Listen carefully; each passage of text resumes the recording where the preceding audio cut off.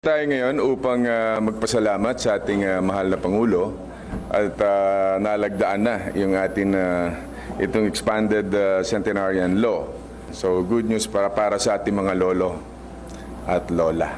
After 15 days after the publication of sa official gazette, no? Siyempre, pagka 15 days, antay ka na 15 days and then effective na yung batas. Bali, ang total na pwedeng makinabang po is 194,000. And then yung budget for this, wala pa siya ditong 2024, but 2025 will make sure na nandoon na yung budget na yan.